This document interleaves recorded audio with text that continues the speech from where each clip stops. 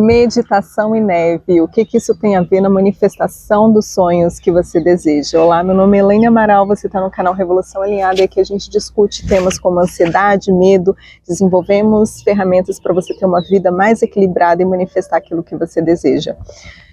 Bom, então, para entender como que a meditação ela também pode te ajudar a manifestar aquilo que você deseja. Se você se interessa por esse tipo de conteúdo, já segue aqui.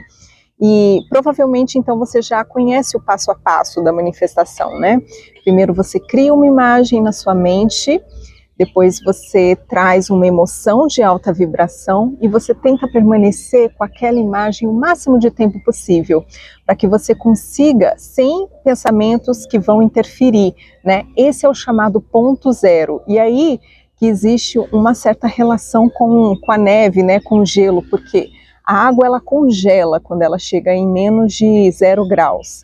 Seria o ponto zero que a gente erroneamente imagina que não existe movimento, mas ainda assim existe movimento, mesmo que ínfimo, né, dessas moléculas de gelo.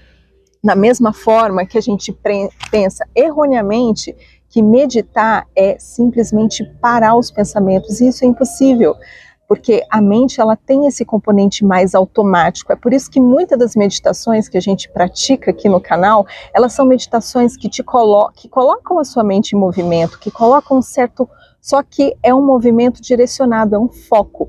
Então, é muito gostoso. Eu particularmente gosto de fazer aquela meditação em que você realmente só silencia, né? Mas isso não significa que você consegue zerar os pensamentos, tá?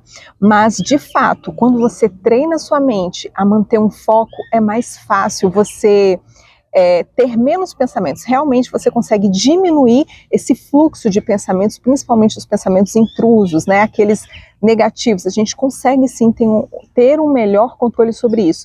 E é nesse ponto que a meditação ajuda na manifestação, porque ela te ajuda a ter maior controle de pensamentos, ela ajuda você a diminuir esse fluxo de pensamentos, principalmente os intrusos, principalmente os negativos. Isso é fundamental na lei da manifestação, que é durante aquele momento que você tenta atingir o ponto zero. Tá? Então, quanto mais tempo você consegue permanecer com aquela imagem na sua mente e com um sentimento de alta frequência, quanto mais tempo você permanece nisso, melhor.